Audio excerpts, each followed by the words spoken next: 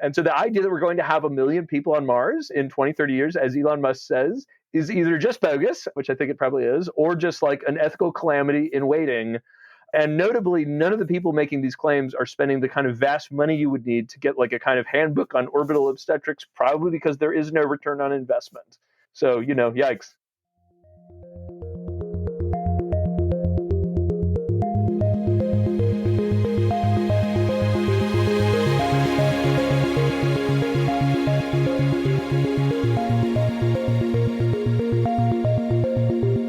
Hello and welcome to Tech Won't Save Us, made in partnership with The Nation magazine. I'm your host, Marx, and this week my guest is Zach Weinersmith. Zach, along with Kelly Weinersmith, are the co-authors of A City on Mars. Can we settle space? Should we settle space? And have we really thought this through? Questions that we ask relatively often on this show. Zach is also a cartoonist who makes the Saturday morning breakfast cereal comic, so you can certainly find a link to that in the show notes if you want to check it out. When I saw the title for Kelly and Zach's book, I immediately said, okay, this sounds like exactly the type of conversation that I want to have on the show. Because we hear so much from these tech billionaires that one of the things we absolutely must do is settle space, and especially settle space in the near future. And this book sounded like, and of course after reading it now, certainly does tell us, hold on a second. It gets into the scientific, but also the legal and kind of sociological, like personal questions that come along with actually trying to move our society that has evolved to live here on Earth onto the moon or another planet like Mars. And what they find, of course, no surprise, is that this would be much more difficult than the Elon Musks of the world are really leading us to believe. And there are a lot of reasons why we should kind of think twice or put the brakes on this sort of conversation, because the reality is that if we do ever actually settle space, it's going to be something that is not going to happen for a very long time and is going to require a lot more work to actually figure out what these sorts of societies are going to look like and the best way to actually carry this out, again, if it's possible at all and if it's something that we should try to do at all. But it is certainly not something that is going to solve or address any of the near-term issues that we actually face in our society today, as some of these people would have us believe. So the book is like a really fun read. If you ever did want to know some of the answers to these questions yourself, we certainly couldn't get into all of it in an hour-long interview, but this book is just packed with so many fascinating stories and details, and of course is presented in a way that is so approachable to like a general average reader. It's not this like kind of dense academic tome. It's actually a lot of fun, and I would highly recommend it. So I think with that said, let's get into the interview. If you like this conversation, make sure to leave a 5-star review on the podcast platform of your choice, and feel free to share it with any friends or colleagues who you think would find this interesting. And if you like the show and want to support the work that goes into making it every single week, so I can keep having these fantastic conversations with people like Zach digging into these really important questions, you can join supporters like Joe from London, Andrew in Toronto, Alex from Vienna, and Robin from Vancouver by going to patreon.com/techwon'tsavus, where you can support the show, you can get some stickers, you can get access to a bunch of premium conversations, and you can find all that on patreon.com/techwon'tsavus. So thanks so much and enjoy this week's conversation. Zach, welcome to Tech Won't Save Us. I'm excited to be here. I'm really excited to chat with you. You and Kelly have this new book called A City on Mars that really digs into the nitty gritty of what it would actually take if we wanted to set up life in the solar system, on the moon, on Mars, on space stations, what would really go into that. And I feel like even though it's approached in a really kind of light way, it gets to these details in a really concrete way that we often don't hear discussed when we get into these discussions. So I want to dig into all this with you. But before we start, I do have to ask, there's a lot of mention of Canada in this book. I'm obviously a Canadian, and even specifically a random mention of Corner Brook, Newfoundland. Now, I'm from Newfoundland. Where's all the Canada stuff coming from? Is there a specific reason? I hadn't thought about it. I'm suddenly wondering if I have a implicit bias or something that I need to reckon with. I'm just thinking offhand, there's a joke about how, under international law, you could technically pack a moon base full of soldiers. And I believe we used Canada as the country perpetrating that, probably because Canada is generally perceived as well-governed and probably wouldn't do that.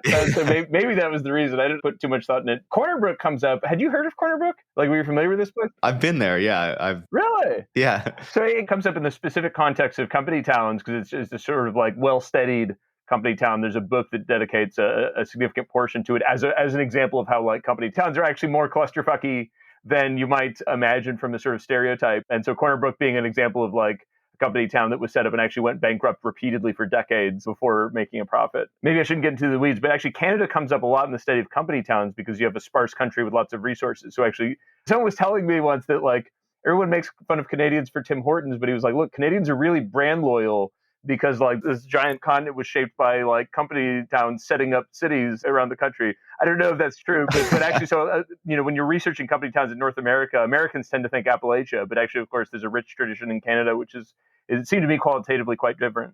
That's fascinating. I felt like Corner Brook in particular, when it came up, it just came up in a way where it was like, company towns in Corner Brook, like obviously you should all know about the history of Corner Brook, right? And I was like, what? This is me maybe, but like the general reader?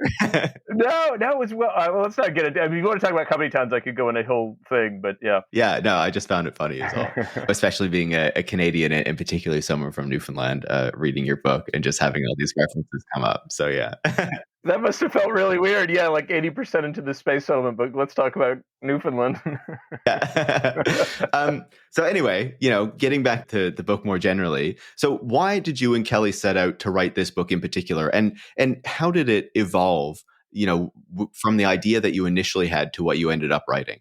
We had written a book called Soonish, which is a kind of more typical book. It's a sort of like, here's some cool technology stuff, and we'll kind of explain it to you.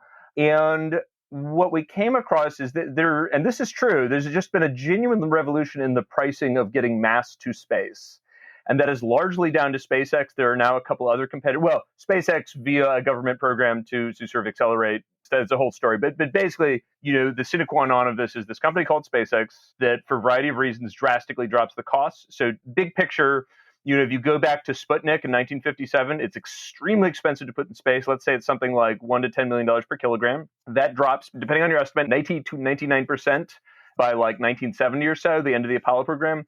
And the view at that time, especially if you read books from like the early 70s, is like, this is just going to keep going. There's going to be a vast expansion. But we now have the data, and it's a little hard to compare because you get apples to oranges stuff. But loosely speaking, the price actually went up from the early 70s, plateaued at a high level. The shuttle in particular, the space shuttle, was extraordinarily expensive. And that was the way things were. If you read books from like the 90s, it's very cynical. It's like, oh my God, we had all these dreams. Blame is kind of cast everywhere, but a pretty good place to point the finger is just that space is really hard. And there was not a lot of downward cost pressure. I won't get into the weeds, but basically SpaceX comes along. They successfully drop the price by, depending on your estimate, 3/4 to 4/5.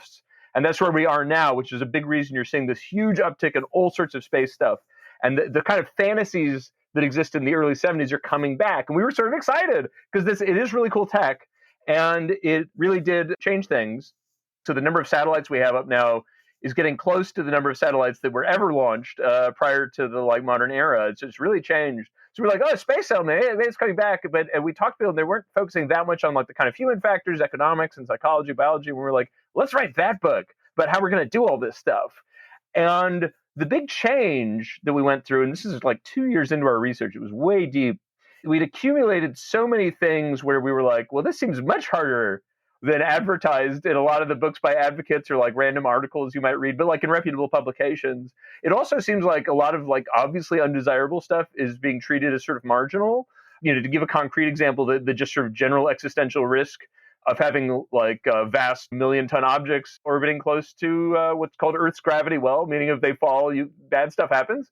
And then, an absolute dearth of talk about the existence of international law that is broadly agreed upon by many nations when it comes to creating states in space. And so by that time, we were just kind of like, oh my God, there's this whole big picture that is, I would say, broadly negative about near-term settlement that is not being reckoned with. That's a little less true, I should say. Now, there's a couple books that came out around when ours came about. So there are a couple other books on this. So I think there's starting to be a movement, which is maybe in response to the drop in cost and the greater access. But that's where we fit in.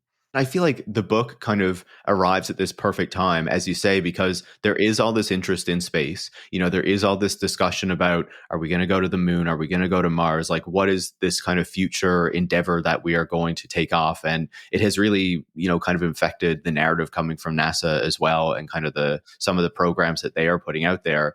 But as you say, there is a lot of discussion about kind of the possibility and what we might be able to achieve and why we should do this, but not so much is in the public discourse about the reasons that we should maybe be a bit more, not even skeptical, but even just realistic about what we can achieve here. And I feel like the book does a really good job of saying, here's all the things that you should know that you don't hear very often, but also we're going to present it to you in this way where it's not just this really bland, dry text, but is really fun to engage with and learn about and stuff like that. So it's perfect for like average people who want to know more about all this stuff.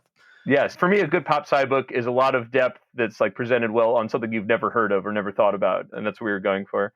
Yeah, it's fantastic. And why is it that so many of the things that we hear about space settlement come so much from the enthusiasts, often libertarian ones? And how does that kind of shape the way that we think about building a base on the moon or a city on Mars? Like, how does it distort the public conversation about those things? Yeah, so yeah, it often comes from libertarians. It's not without exception. There have even been a few people who propose, like we have a whole paper out that's not in the book about space communes, because there is a much smaller leftist thread of like, we'll leave capitalism behind, which I think is wrong for opposite reasons. But like, I think the reason the discourse is probably bad is essentially that most of it is by advocates.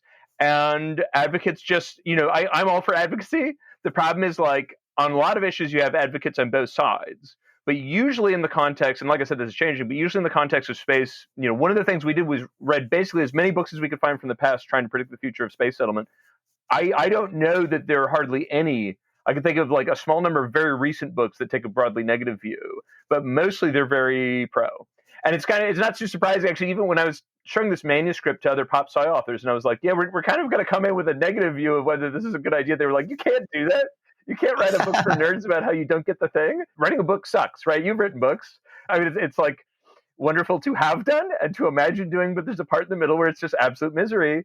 And so like you probably wouldn't power through that generally if you didn't really believe in the thing or think there was something really interesting. So I think that's a lot of what's going on. So just as an example, the kind of seminal book on Mars missions is by Robert Zubrin, called The Case for Mars. I would broadly construe him as something like, not exactly libertarian, but sort of right-leaning and very sort of pro-America frontier type of stuff. Libertarian conservative, maybe you'd say. It's a 407-page book on this topic of space settlement. Basically, it completely leaves out international law that would like bar a lot of the stuff he's saying we should do, but also leaves out stuff like, so like radiation is a big open question, like what it does. And he actually has a section on what's called hormesis, which is not definitely wrong, but it's like the idea that exposure to some of something might actually be good for you. And like, that's, let's say, insufficient. But that's what I mean. So, or like a really good example, like we were talking a little beforehand, the moon, where people talk about setting up a like gas station. This is a Jeff Bezos thing. The idea is, well, the moon has some water, and that's true.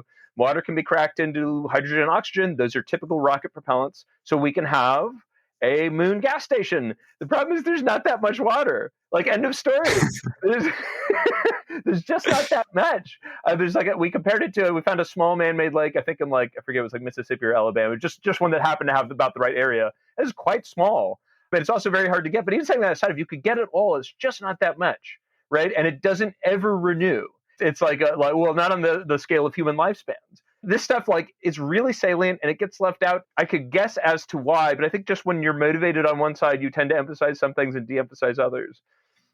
Yeah, it also doesn't sound good for these billionaires who are trying to build these space companies to say, actually, all these visions that we're giving you to justify what we're doing are going to be way harder to achieve than, you've been led to believe, right? I get, like, companies have to have vision statements.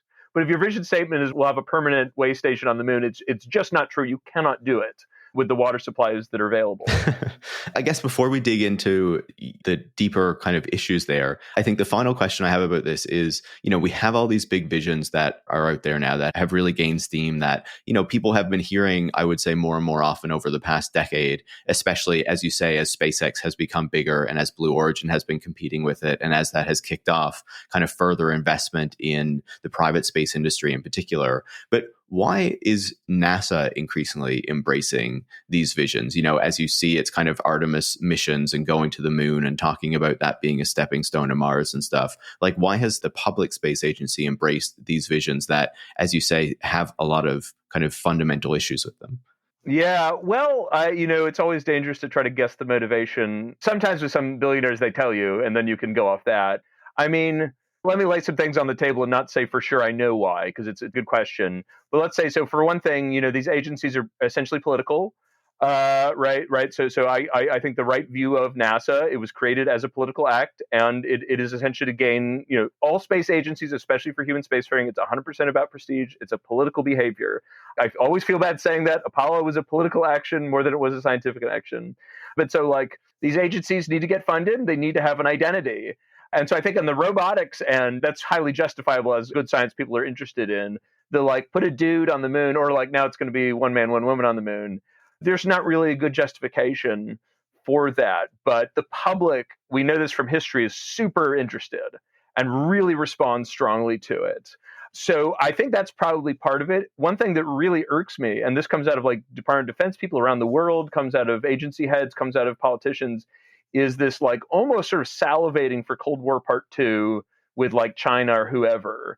And so you'll hear people say things like, well, we have to have a Western government on the moon because if the Chinese get there first, XYZ. And I'm over here just like, there's nothing worth doing on the moon.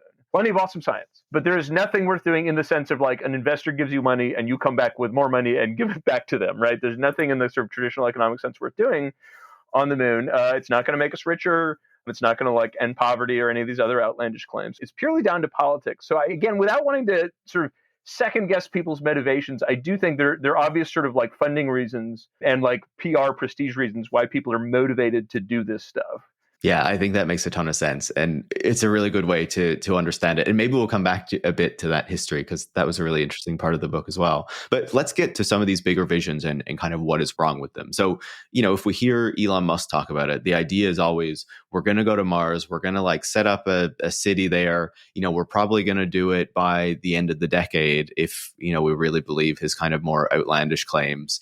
His timeline keeps moving, but I know that's one of the timelines that he's put out there, at least to kind of start this settlement project. I imagine part of that is about going to the moon on the way to Mars, though he talks way more about Mars than going to the moon. I know that the moon is more part of like the NASA mission that is talking about going there and that SpaceX is involved with and things like that as well. So if we're just thinking more broadly, if we were going to set up a settlement on the moon or on Mars, thinking about the environmental conditions, I guess, first, like what is the real roadblock there? The first thing to say before I even launch in is everywhere else is worse. So as bad as what I'm about to describe sounds, everywhere else is like substantially worse in space that you might go. Okay, so just a super quick rundown. If you go to the moon, one, you've got 1/6 Earth gravity, which we actually don't have a lot of data on this. We think probably fairly rapidly degrades bones, muscles, and then other more subtle stuff. Not a big deal. Not a big deal. Well, I mean, to be honest, it's possible it isn't a big deal. It is a big deal on the International Space Station where you're in zero gravity. It's possible 1/6 gravity, which you have on the moon, is enough to like at least stretch out the damage. But like, so just for reference, on the ISS, you lose something like 1% of hip bone density per month, right? It's a zany, like Harry Potter spell rate of bone loss. But, it could be fine on the moon, it could be not. But like, we've been to the moon, it's true. We've been there for like weeks, right? So Aldrin and Armstrong walked on the moon for about 3 hours. We calculate about 1% of their time was trying to get the flag to stand up, So like, we just don't have a lot of medical data on that kind of thing. So you're also exposed to radiation, right? So even when you're in the International Space Station, you're under the magnetosphere, you're under the Van Allen belts. Down here we have more protection because we have the atmosphere, but at least up there you have some. On the moon, you have none. Right, the moon is only very weakly magnetic and no atmosphere. And by the way, no atmosphere is also bad because, you die really fast. It's basically the same as if you've ever been diving, which I have not. But if you surface too soon, nitrogen comes out of your blood and you get enormous pain and maybe die. Space is, of course, much worse because the pressure difference between inside and outside is like infinity. So for reasons I could go into, that's actually really non-trivial because it means there's a lot of management of like breathing gases and stuff.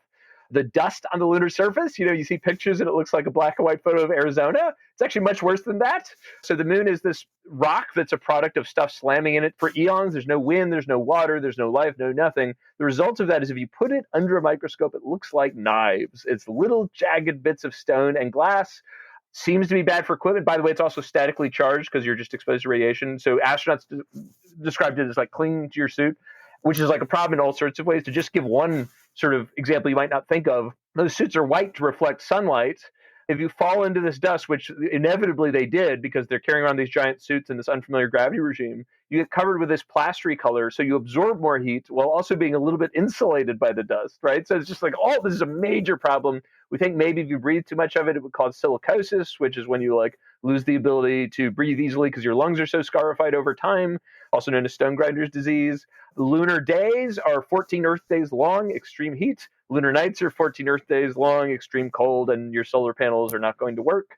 That's enough about the moon. Really quick, the Mars is sort of broadly similar. It has more gravity. It's 40% Earth gravity, roughly. Has an atmosphere quite thin. You still die immediately if you go outside, but it has a thin carbon dioxide atmosphere, which is nice because your plants can consume it. It's not true on the moon, which is very poor in carbon, which is a really non-trivial problem for any farming operations because carbon has to be made in stars. You can't just make it from scratch.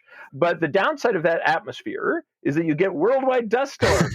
So even though you might be tempted to just have solar panels because Mars has Earth-like days, the sun gets blotted out worldwide for weeks at a time. By the way, that soil that gets kicked up has a high concentration of perchlorates, which is a hormone-disrupting chemical, which if we talk about reproduction, think about trying to have kids in an environment where there are hormone disruptor storms. And then last thing I would say is also there's distance. So the moon is, relatively close. You can almost have a live conversation. It's about 2.5 seconds, signal gets there and back. So it's like a little bit of lag, but not bad, which is good for a variety of reasons, psychological, equipment, help in an emergency. Mars, the closest rendezvous, you're about 3 minutes each way. So there is no live call to mom. 22 minutes at longest distance. Equally important, if you're on Mars, the launch window to Earth only opens up every 2 years, right? For orbital mechanics reasons. You can only go home every 2 years unless we have like super futuristic technology. And it's 6 months there, 6 months back again, unless we have super futuristic technology. So it's a much bigger long-term venture, much more dangerous. And then the last thing then is Mars is also exposed to radiation. Another problem with solar panels on Mars, there's an inverse square law for how much light you get. So, if you double the distance, you get a quarter of the light. Mars gets about 40% the light of Earth, I believe. It's a little better because of the thin atmosphere. If you are doing solar panels with like a battery system, they're going to have to be tremendous, double any solar setup you would have on Earth at least. And as perhaps I'm all in on solar. I think it's great. It's the future. It also has a huge land footprint, which means a huge maintenance operation on this hostile world. So that's your best places. Yeah, sounds very appealing. My main takeaway was that I could record a podcast with somebody on the moon, but not on Mars. So, Yes, that's right. And it would still be a little annoying, but yes. but doable. But I knew going into reading the book that there were a lot of challenges that went into going to the moon and going to Mars. Obviously, I knew that you couldn't breathe on these planets, without kind of manufactured oxygen and tanks and, special settlements and stuff like that. But the thing that really got me that I didn't know as much was the stuff about the soil or the dirt or whatever on Mars just being like jagged kind of glass and stone that's also electrically charged, and the soil on Mars being toxic, basically. I was like, oh, these are things that I hadn't heard before that you don't hear Elon Musk telling you all about, when he's talking about our great future in space. And what drives me crazy, and we've gotten this critique, so a lot of people, this is what I think goes on, is for a lot of engineers. My brother's an engineer. Some of my best friends are engineers. But there is this kind of mindset that says, if there is a solution to the problem, then it's no longer a problem. But we actually had people who were mad at us for even mentioning perchlorate, which struck me as bizarre because they were like, well, you have to cleanse them. It's fine. You can use water. And it's true. If you put them in a moist environment, you can cook off the perchlorates, but they also do seep into plants. So our joke was like, we live on a little farm, and if we had been about to buy it and they were like, oh, by the way, the soil is 1% hormone disruptors, but it's okay. You just run a little water through it and you're good. It's like a bizarre standard. And one thing I don't know if we want to get into, but all that stuff I described, people will say there is a solution. That's true. And I'm not saying it's impossible. Humans could one day do this. It's just that when you start, people will sort of double book their astronauts or triple or quadruple. They'll be like, well, they have to run the farm and the fission reactor, and they have to clean the solar panels, and they have to do all this stuff that no human could possibly do. And then, of course, when you add in, I don't know if we'll get to the lack of an economic return, it gets pretty dicey. Yeah. I think before we get to the economic piece of it, you also mentioned the human side of this, right? You mentioned reproduction and the issues that might cause there. But, just in general, our body has evolved to live on this planet and in this gravity and in these kind of biological conditions. what would it mean for us then to go to somewhere like the moon or like Mars and then try to live there? Do we know what that would mean for human biology? Do we have a good grasp of that? Broadly speaking, I would say no, we don't. I should note too, you're absolutely right. I think it's a great way to think about it, to say evolution designed us for this one place, and the rest of the universe we know of is not like this one place. I would add, though, about something like 60, 70% of the surface of this planet, you die pretty quickly if you're just transported to it, you know? So you're adapted for part of this planet. So the data we have comes from, for about 50 years, we've had space station. That's obviously the best data on human physiology in space because the other trips are really short. So I already talked about like the loss of bone density, loss of muscle mass, seem to lose vision. So the main thing I want to say though is like, take all that stuff and imagine trying to have children under those conditions, right? So this is where we really don't have data. We absolutely don't have enough about whether you can even like survive for a long time on the moon or Mars, because you can imagine if you are losing, let's say it's a lower rate, like maybe 0.2% bone density per month, you're still in real trouble eventually. But try to imagine having children. We have nothing on this. Your listeners might think, well, like NASA is a systematic program for like human spacefaring. It is not. Space stations are political activity embodied in metal and plastic. You would think if I want to know about humans, can we have babies in space, that I could look up like the textbook or like the sequence of experiments we've done. The experiments done on space stations don't work that way. They're grab baggy. People like ask for time and sometimes they get it. And so if you look at like all the reproductive data, it's like, well, one time we sent quail eggs. One time we sent geckos. One time we sent lizards. A couple times we sent rats. We find a variety of results. You know, there have been cases where there was stillbirth. There's some ominous hormone results, like low testosterone in males, low oxytocin in females, which is especially worrying if they're trying to give birth. You know, is it the microgravity? Is it the radiation? Is it just the enormous stress of being a rat that was suddenly can float and doesn't know why? What you really would want, if you wanted to know if humans could reproduce in this environment, is a longitudinal study where you would start with something like gerbils or whatever, and have them do generations. Because the other big question here, right? So often when this comes up, it's like, can you have a baby in space? But if you want a settlement, and the sine qua non of a settlement is permanence, right? Is families that have kids who have kids who have kids. Then you would want to do that with like a rodent first. And then you would want to do it ethically, or at least borderline ethically. You know, I think you could even debate the animal part of this. You would want to kind of scale up taxonomy towards primates and then ultimately to humans. We don't have anything like this. And by the way, often the experiments we do have show scary stuff like cell deformation, stillbirth, as I said, the hormone stuff. And just kind of you have this sort of prima facie, if you expose people to all this radiation, all these weird conditions, like on the moon or Mars, because of all the stuff they described, they're probably living underground in tight quarters. All this stuff put together suggests it would not be shocking if you had a higher than normal rate of kids born who have difficulties.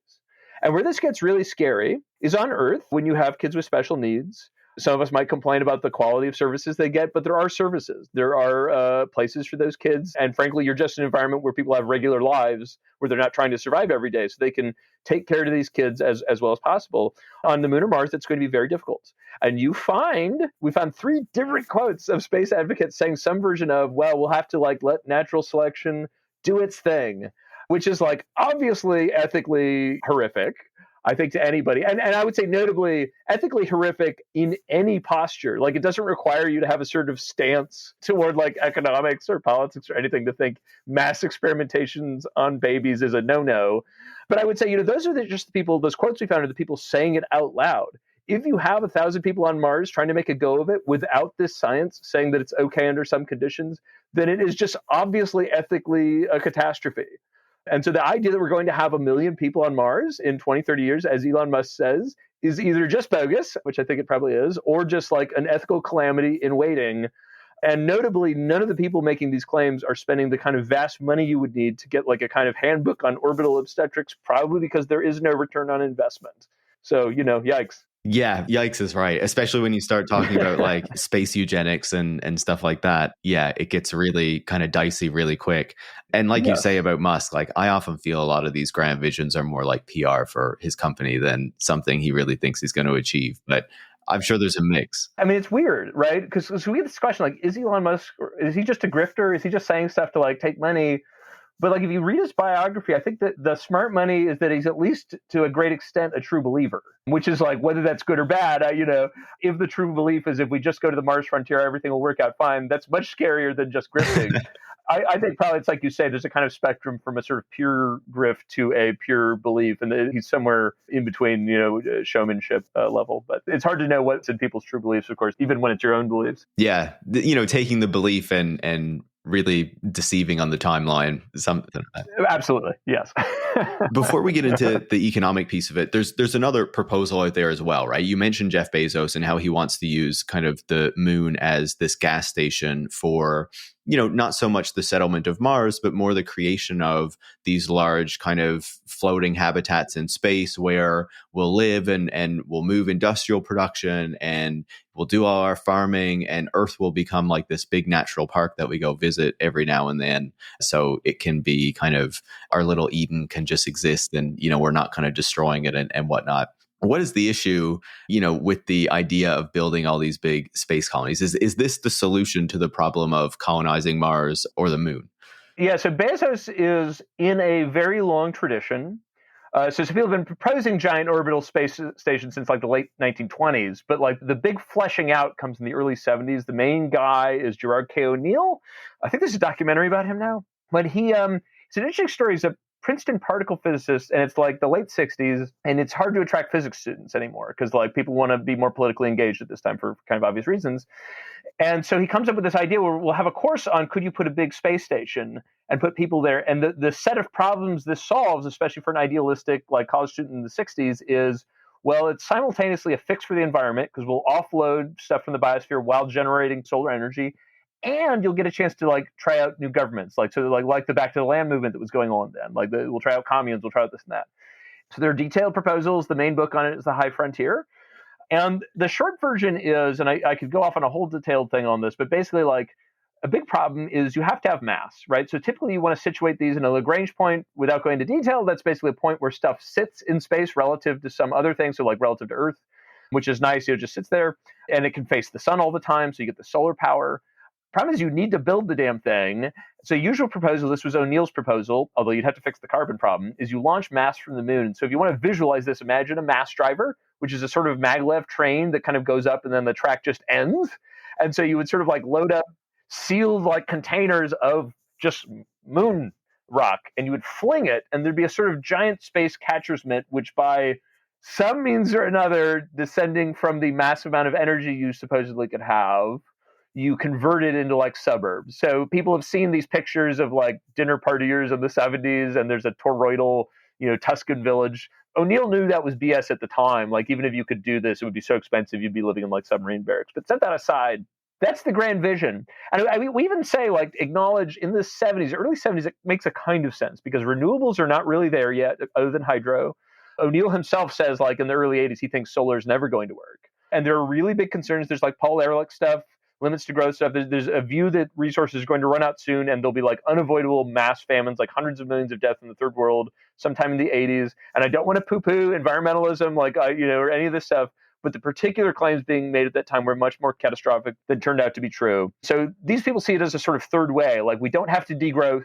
We could still have this lifestyle. We just have to boost people off planet. So one is that they're hard to build because of that mass problem. Another thing, though, you can calculate how many people do you have to boost to tread water. Right now, it's about 200,000 people a day would have to go just to keep population stable, right? 200,000 people a day, 80 million people a year, right? So like more than Germany a year has to go up. Right now, there are, I think, under 20 people in space. That's pretty high on a historical scale. And so, the idea that this is one, going to happen anytime soon, but two, going to solve climate change, because right now, rocket launch is quite pollutive, is just crazy. Jeff Bezos says we'll move heavy industry. We checked one heavy industry. I think it was concrete. I always mix up concrete and cement. But anyway, produce a lot of CO2 doing this. And the amount of tonnage per year on Earth is like in the billions, which weighs much more than those 200,000 people we already can't boost. It's just not serious. Like, even if you could do it, it would be like just, if you want to talk about lowering the risk of environmental calamity, spend some money on putting some solar panels in New Mexico. Don't do this zany stuff. It's almost certainly not going to pay off. If you started doing it immediately, it would make the environment worse. So no. Damn, I was really hoping this one would work. Yeah, they are awesome. They're the coolest visuals in the history of space.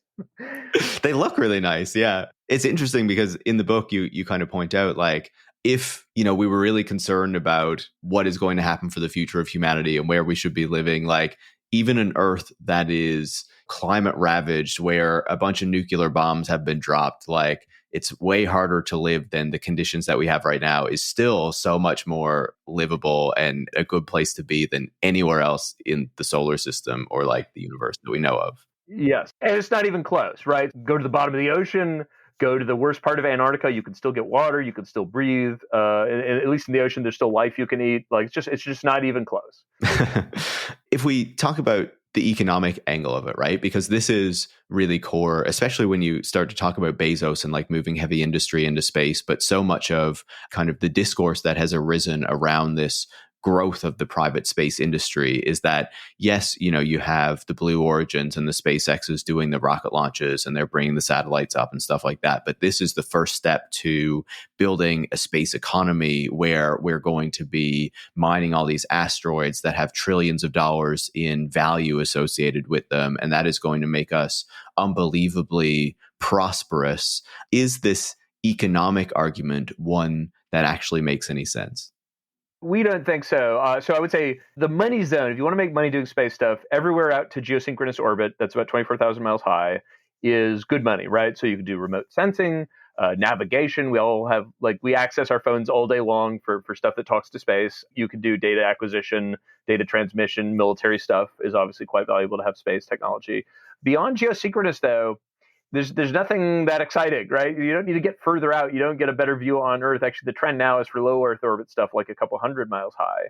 So the more zany stuff, which is usually moon mining just seems to be objectively crazy. Like someone in your audience is being like, what about the valuable helium-3? We talk about it very briefly. We originally had like a whole long thing, and our editor was just like, no, you can't have like 2% of your book be about helium isotopes that are not relevant. But we have a whole rant about why it's a bad idea, but if you want details, there's a paper we put in the footnote, which goes into detail. Basically, actually, there's a Canadian reactor that can make helium-3 as a byproduct, a fission reactor. It's called a can-do reactor, this really good acronym game. And I think that's like Canadian deuterium something, I don't remember. Anyway, so, other than that, there's really nothing worth getting. There's a quote, I can't remember if we used this, but from Michel Van Pelt, who's a guy at ESA, the European Space Agency. He said, if there were bars of gold on the surface of the moon, it would not be worth it to go get them. And if you want to sort of visualize why, like imagine Apollo program, you walk up to the rocket, it's the size of a skyscraper, most of it's propellant, you dispose of the rocket when you go up. By the time it gets at last to the moon, it's a little tiny like dinghy, a little tiny bell, and I think a grand total of half a ton was taken back from the moon. Right, so you try to imagine like the extraordinary cost of this program, hundreds of billions of modern dollars. The idea that you're going to make money getting stuff from the moon. I mean, of course, you could drop the cost. You probably would, but it's still not even close, especially versus just digging a big hole on Earth. The other big claim is asteroid mining. And basically the deal is people somehow have this idea that there are like platinum asteroids floating around or gold asteroids. There aren't. There are asteroids that are relatively high and some relatively high value metals, but the ones that are worth getting at least anytime soon, which come kind of closest to Earth, we have found one estimate that said they were on the order of 10. So you imagine creating all this specialized equipment to go get this stuff. It's pretty questionable. Throw in the like risk of what are the rules on if you want to kick like 1 million tons of iron or nickel toward the home planet. Seems like there should be a little concern about that. Beyond that, there's not a lot of economic cases I don't think I've seen. But the basic deal is that probably always is going to be a better idea to do it on Earth. The case is probably just not there. You always got these bad answers for us. Nothing is possible. I know. Well, let me just say, like, so we have been accused of saying it's impossible. I would never want to be saying it's impossible because there's a whole history of saying things are possible, but it's much more boring than that. It's about like the marginal dollar, right? So it's like if you have $10 to spend and your goal is lower existential risk, anytime soon, it's obviously not go to space. Right? If your goal is return investment, like look at the like bones of all the companies that were asteroid mining startups. It's not like someone had a zany energy startup and got there, but then the price dropped and the thing they were selling. It's like they haven't even got off the paper stage before they went bankrupt. I'm a kind of optimistic person. Like I'm like a bit of a tech nerd. I'm excited about many other things, but this one is just kind of like in the silly zone.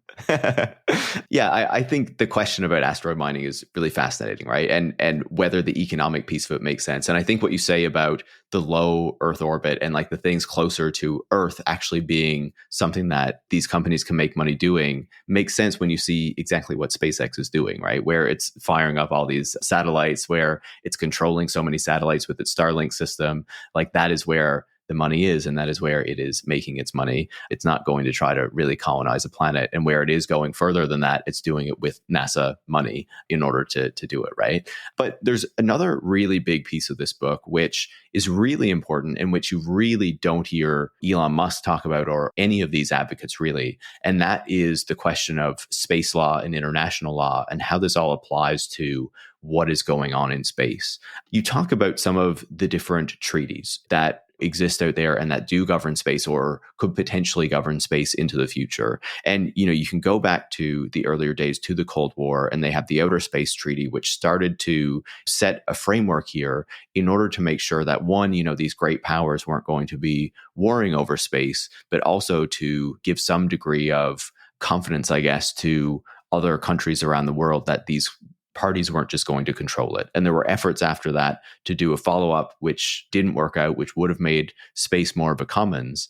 And that is being challenged today by new regulations that are not happening on the international stage, but are coming from the United States and from other countries allied with it that seek to promote this idea of a private space economy and the private ownership of resources or control of resources in space. So this is like a really broad way of saying, how should we understand the way that space law is actually going to impact what is going on here? And what barriers does it throw up to these grand visions that these billionaires and these space advocates promote to us, I guess? Yeah, so how it will play out, I don't know. I can tell you what we try to do is say, first of all, there is international law. That's important because it's often left out. International law does bind the behavior of nations. It's not infinite. And obviously there are power dynamics. But on the other hand, when you have a treaty, if you think it's all about power, then the treaty is a statement of what the powerful nations think the rules should be. So it does matter. It also, international law kind of tells you what would be a provocation or not. So one example I like to give you, we obviously have this whole war between Russia and Ukraine. Russia could start dropping nuclear weapons. Obviously, they are constrained in some way. There is some limit. And I think part of that is down to international law, which it would just be considered such a massive violation of norms and treaties. The response would be complete isolation, even from nominal allies. So there is international law. It matters. As you say, the big document for space is the Outer Space Treaty. When it comes to space settlement in particular, most relevant is Article 2, which says no sovereignty in space. Basically, no space countries. Like the U.S. can't, as Newt Gingrich proposed, claim the moon should be a U.S. state. And likewise, you can't start a new state on the moon. People will argue about this, but very few legal scholars will say you can. I always thought Canada was the 51st state, but now I'm learning it's actually going to be the moon. It's one of my favorite tidbits is Newt Gingrich just being like, we need it. It'll be like the old West, only it's the moon. We just need to get enough people. And so, but under the Outer Space Treaty, the answer is basically no, which is important because, a lot of the people who are advocates for going to space want to start nations. Robert Zubrin is this. Elon Musk hasn't said it particularly, but it's kind of looming in a lot of proposals. And part of that is this idea that Earth sucks in some way or other, it's insufficiently libertarian, as you said, is a common one. But also there's a kind of more maybe, I don't know, you'd say centrist version of that, which is, well, most people feel at least Earth has some problems. A lot of people think it's too bureaucratic, or we're getting a monoculture. And if we could escape from that and start new stuff on Mars, that'd be awesome. The basic deal is legally you can't. And when I say legally, this is important. So when people hear illegal, they think domestic law. But in international law, which is law by the usual scholars' definition, there's not an enforcement agency. There's no police who show up and put you in country jail, right? There's sort of cultural responses by the countries who agree to these things. But so, if say tomorrow you found out Russia had secretly put a base on one of the lunar poles and said, this is ours, that would under international law be a drastic provocation. Even if you agree with me that there's no sort of good reason to do this, that it would be a broadly stupid move, in terms of resources, it would still be a massive provocation. I don't know what would happen, but it would be a big deal. So that's the sense in which, it constrains behavior. And the question is this going to stick around? Because a lot of people think it'll go away. And sometimes it's because they want it to go away. Sometimes I think it's kind of a cynical view of the international order that it's all BS anyway.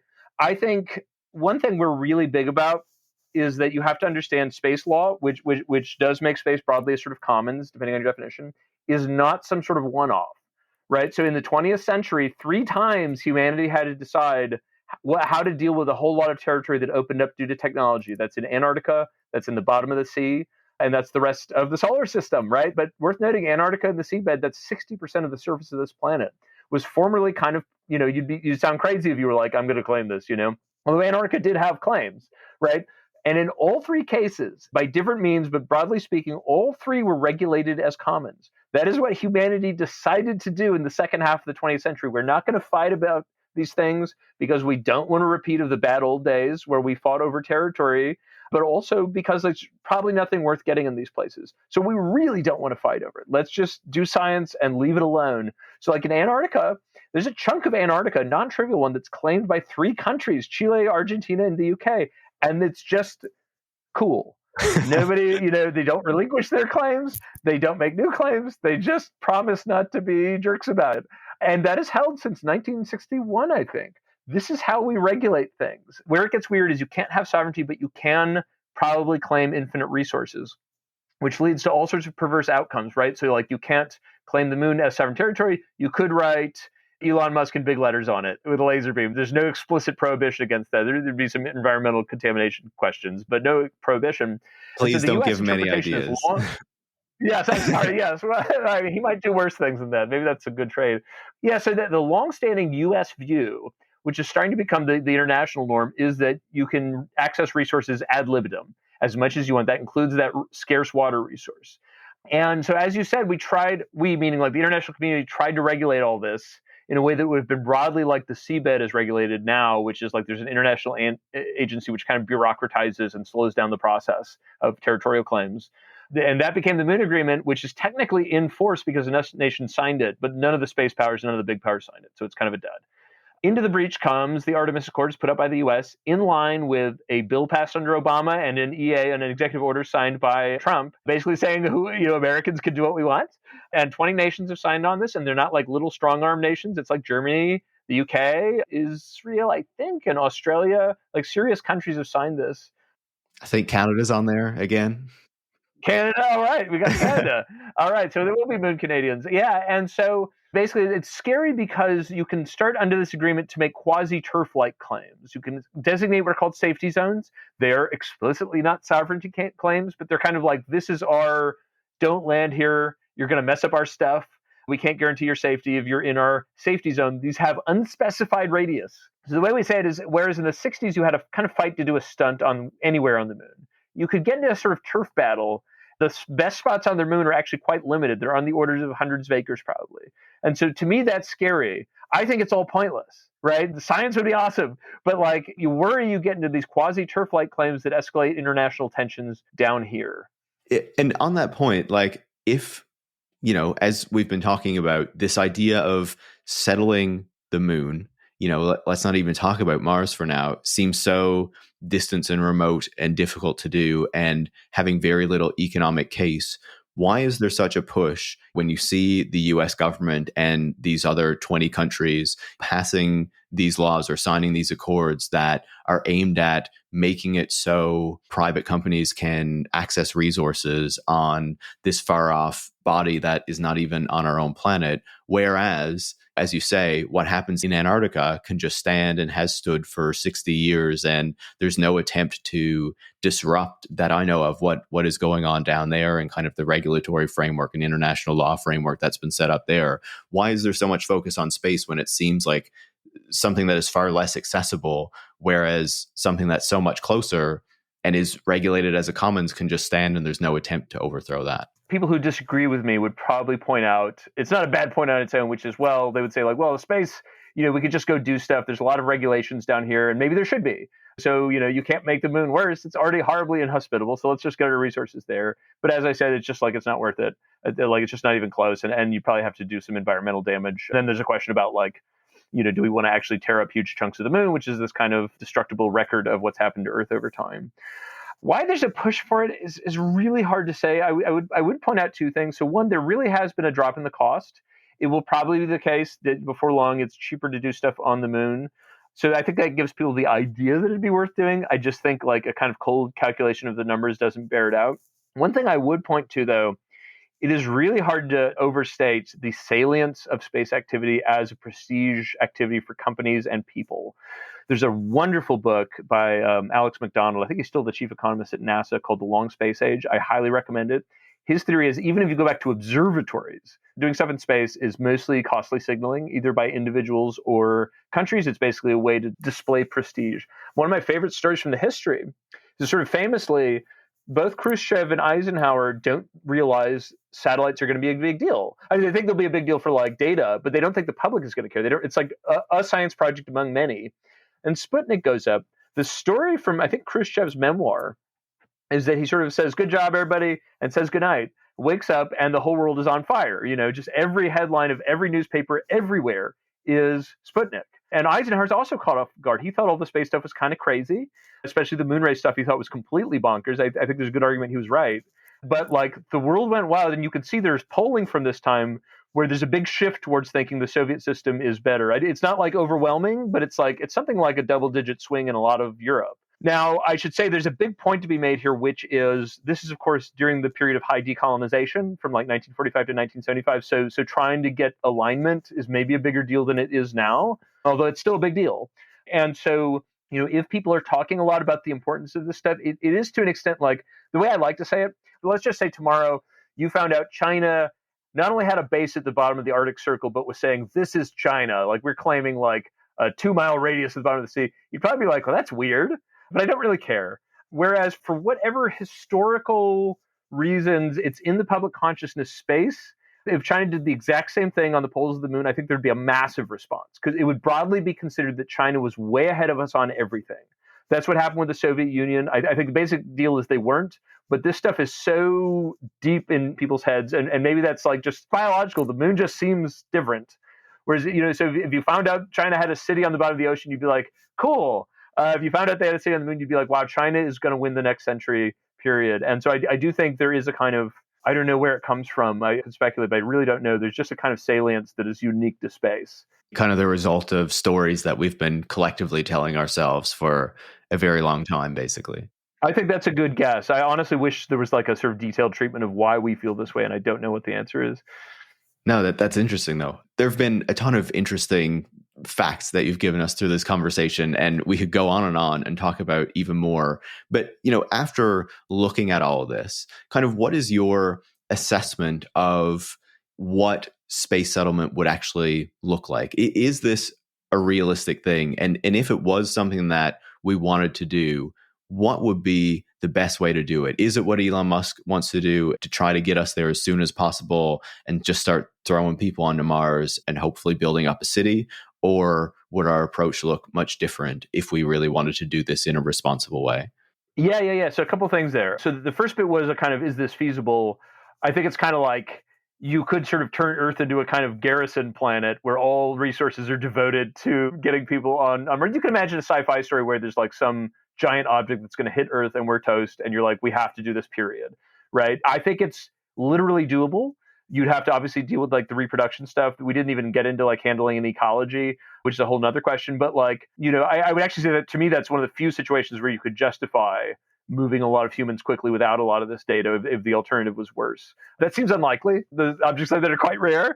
But so I think it is literally feasible. I don't want to say it's not. It's just it would require an extraordinary amount of money and be, ethically dicey outside of sort of particular circumstances. I do want to add too, there is a non-trivial thread of argument that we just shouldn't do it, that it actually just increases existential risk without benefit. And Daniel Dudney is the kind of like guy for that. Not very popular in the space settlement community. He's an international relations guy who's also kind of like a space geek. And so it's like he wrote a book called Dark Skies, which analyzes a lot of this in extraordinary depth. It's a kind of like a scholarly book. It's not a sit on the beach and read book. But if you want the kind of just say no version of this, he's the guy. If we wanted to do it, what we argue for is something we call wait and go big. So the wait part is scientific, basically. We need the reproductive science. We need ecological science, which is a whole other thing. I think the like rockets and that kind of technology stuff that will probably take care of itself because it's economically remunerative, at least a lot of it is. But the kind of like, can we have babies? Can we run a sustainable ecosystem in space? That you need to just shell out for, and it's going to take a long time to get the data. That's the wait part. Go big is that something we thought about at the end of a lot of this stuff. A lot of stuff we didn't get into benefits from scale. So probably ecosystems benefit from scale because you have more redundancy and less risk of calamity. Human psychology, which we didn't get into, probably benefits from scale because you just have more resources for people, more opportunities for getting help. Likewise, if you are in a situation where a lot of people have special needs or other stuff or need, special treatment, again, scale means division of labor. One thing we didn't really get into is we talk about company towns economics. If you want to have better working conditions, a classic important thing is labor mobility. That is to say, do workers have a choice? That's a really hard thing to get in space, which is like, the most isolated you can be, and also where you have to have enough oxygen to like move to somebody else's place. So again, scale probably improves labor mobility, which would be a good way to make conditions better for workers. Yeah, I remember Elon Musk talking about space indentured servants. So yes. I don't think he said indentured servants. Yeah, not the term, but yeah. yeah, it'll be great. They'll just owe the company their existence and $1 million in debt, and nothing bad will happen. Yeah. So just again, like so like having just a lot of scale. In other words, instead of kind of trying to bootstrap, if you could quickly get to like 1 million people, if you had all this other stuff solved, you're probably better off for a variety of reasons. The one last caveat I'll offer, and then I'll give my slightly optimistic conclusion. We talk a little about war in space, mostly to like dispel some myths, because we really don't know what war will be like in the distant future, and we don't like to speculate too much. But it is worth noting that there's categories of weapons that we don't often use on Earth. And part of why we have these interdictions is because of risk to everyone else. So part of why these nuclear test ban treaties came along is there was a big experiment in the 50s that showed up strontium-90 in baby teeth. Strontium-90, a nasty radioactive isotope, also shows up cesium-137 as a water-soluble nasty isotope. When you just blow up nuclear weapons, either for war or not, you put this stuff in the atmosphere and you harm all of us, right? You kill some of us due to premature cancer death. Likewise, with biological or chemical weapons, there's similar problems with blowback or escape. So we don't like to use these. They do occasionally get used, but generally they're prohibited. There's a debate about why, but one reason is thought to be the risk to everyone. Well, if you throw one of these from Mars to Earth or vice versa, you're safe. Now, they might shoot it back at you, but at least you've taken this issue off the table. So, usually when we talk about going to Mars or wherever, it's as a reduction of human existential risk, because 1 + 1 = 2. You have two options. But we say the math is more complicated. And I think it's kind of trivial that it is a bit more complicated. But actually, even in the long term, with a lot of development, we might have higher existential risk.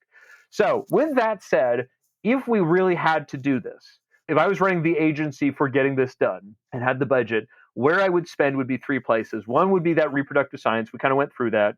Eventually, you'd want to get like maybe on the moon to see how partial gravity works and this and that. 2 would be closed loop ecologies, which we didn't get into, but basically the idea is you need a sealed bubble where you can have an ecosystem that doesn't destroy itself and provides enough food and oxygen and clean water. That's a big problem. Biggest one ever was 3 acres, had 8 people in it. We need to scale it to 1 million people. That would, if it's linear, require a greenhouse the size of 2 Singapores. That would be part 2. Ideally, those 2 things merge on the moon somewhere. You have a sustaining ecosystem on the moon where people can have children. Then maybe you can do Mars. That would obviously take many decades. Last thing, I want to shout this at everyone who's like 18. There's this whole thing called international law. It sounds boring, but it's like the only area in human life where you can scribble ideas on a piece of paper and they just change the hinge of history. Part of why sea law is what it is because people were writing in the 17th century about what they thought it should be. So it's an area where you could really make a difference by doing scholarship and showing up at conferences and talking to people about what the ideal space law should be. We think it should be like a sort of slow bureaucratic space law. Other people want a kind of dynamic, more capitalist version. This is a fight we're going to have during the next 100 years, and it will shape much of the future. So all of these 3 things, space babies, closed loop ecology, international law of space, are just objectively awesome, separate from what the best ideas are. They're just really cool stuff to study. And that's what we should be looking at if we want to settle space and not cause harm to ourselves.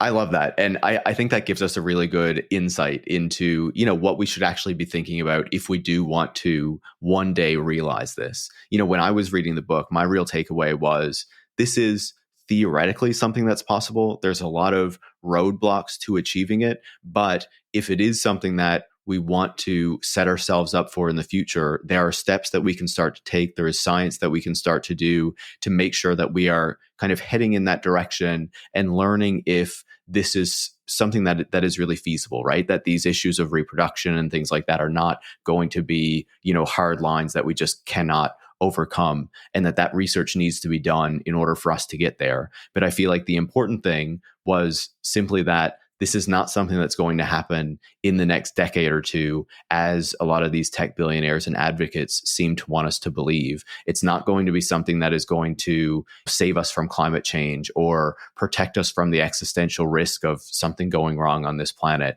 Ultimately, the bigger question, the bigger priority is to make sure that Earth is a good planet, to make sure that we are stewarding it well. First of all, because it's going to take way more time if we ever hope to settle the moon or Mars in any real capacity beyond like maybe a science outpost at some point. But further than that, because we should want to have our house in order here before we try to go anywhere else and set up a kind of human colony civilization, whatever we want to call it there. I think that's it. And I appreciate that it took a while to say it, because like we really try to have a nuanced, like it's complicated, right? Space is a real actual place. It lives outside fantasies. The way I've come to think of it, and I don't know if Kelly would agree with me on this, but let me just state my view, which is essentially like space settlement done right is an activity for a very advanced and very harmonious future civilization, right? It's for Star Trek. It is not an economic proposition, most likely. It's an aesthetic proposition. And that's sufficient as long as we've taken care of the existential aspects. But to get to be that Star Trek civilization, you have to survive the next 100, 200, 300 centuries while still like developing. And so that's where the kind of husbanding our resources on Earth property comes in, because people tend to say, well, why are we spending on space when we could be spending down here? And I think often that's a false trade-off, because like if we reduce funding for NASA, it's not obvious to me that it would all get piled into solar panels or something. You know, it's a more complicated story than that. Might be just tax cuts. But to me, the main, right, quite plausibly. And so to me, it's really all about, we need to make sure we don't destroy ourselves down here. That means reducing existential risk, and space is not going to do that and might do the opposite if we don't do it the right way. Yeah, no, I think that's a really important way to understand it. And it also says, don't stop being excited about space. Don't stop being interested in space, but be realistic about the settlement piece of it. Let's do our science. Let's learn about it, because that's the real interesting thing. But let's not kind of follow Elon Musk and his big dreams and get obsessed with, his vision of the future, because we can still do really cool things without, joining the cult of Musk. 100%. I mean, I think we did talk was there are these like lava tubes on the moon that are maybe hundreds of times bigger than the ones on Earth. We've never been inside. There's no economic value in this. There's maybe cool space-based value, but I just want to see, So I don't want to, I know I'm like broadly like negative or whatever, but like I'm not in any way against space exploration. I think you could debate whether it's the best use of funding for science, but like whatever, we have the funding and it's awesome.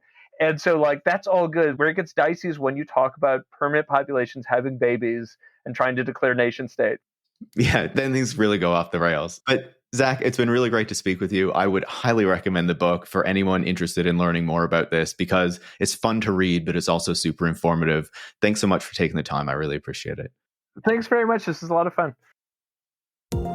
Zach Weinersmith is the co-author of A City on Mars and the cartoonist behind the Saturday Morning Breakfast cereal comic. Tech Won't Save Us is made in partnership with The Nation magazine and is hosted by me, Paris Marx. Production is by Eric Wickham and transcripts are by Brigitte Pawliw-Fry. Tech Won't Save Us relies on the support of listeners like you to keep providing critical perspectives on the tech industry. You can join hundreds of other supporters by going to patreon.com/techwon'tsaveus and making a pledge of your own. Thanks for listening, and make sure to come back next week.